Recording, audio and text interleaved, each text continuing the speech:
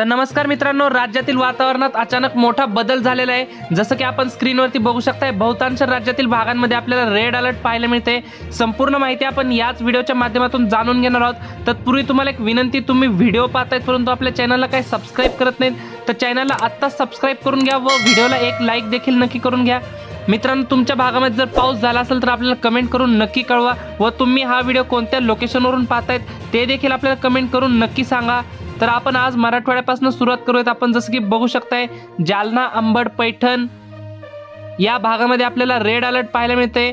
या भागामध्ये अक्षरशः आपल्याला अतिमुसळधार स्वरूपाचं ढगफुटी सदृश पाऊस पाहायला मिळते दुपारनंतर येत्या काहीच तासांमध्ये।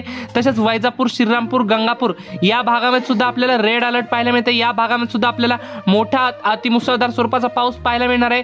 तर छत्रपती संभाजीनगर, पैठण, माजलगाव, बीड, गेवराई, लातूर, उदगीर, औसा, अहमदपूर, धाराशिव या भागामध्ये देखील आपल्याला भाग बदलत तुरळक ठिकाणी मध्यम ते जोरदार स्वरूपाच्या पावसाची शक्यताही पाहायला मिळते।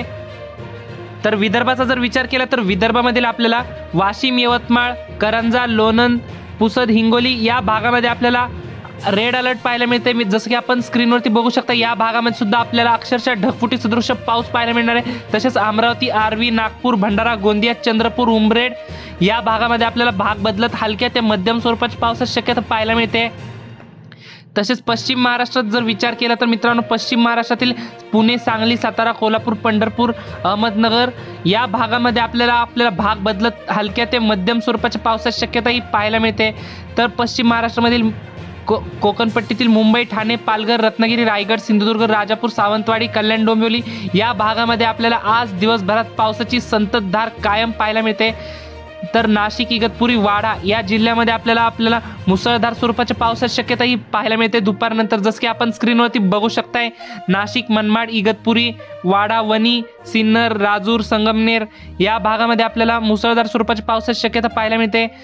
तर नाशिक, नंदुरबार, मालेगाव, धुळे, चाळीसगाव, मनमाड या भागामध्ये आपल्याला भाग बदलत मध्यम ते हलक्या स्वरूपाच्या पावसाची शक्यता पाहायला मिळते। एकंदरीत जर संपूर्ण राज्याचा जर विचार केला तर मराठवाडा तसेच विदर्भामध्ये आपल्याला रेड अलर्ट पाहायला मिळते। तर पश्चिम महाराष्ट्रामध्ये आपल्याला तुरळक ठिकाणी हलक्या ते मध्यम स्वरूपाचा पाऊस पाहायला मिळते। कोकणपट्टीमध्ये मित्रांनो आपल्याला पावसाची संततधार पाहायला मिळते। तर उत्तर महाराष्ट्र व खानदेश या भागामध्ये आपल्याला मुसळधार स्वरूपाचा पाऊस आज दिवसभरामध्ये आपल्याला पाहायला मिळते। तर मित्रांनो, ही होती हवामानाची छोटीशी माहिती आवडल्यास आपल्या चॅनलला सबस्क्राईब नक्की करा। धन्यवाद। तर भेटूयात पुढच्या व्हिडिओमध्ये।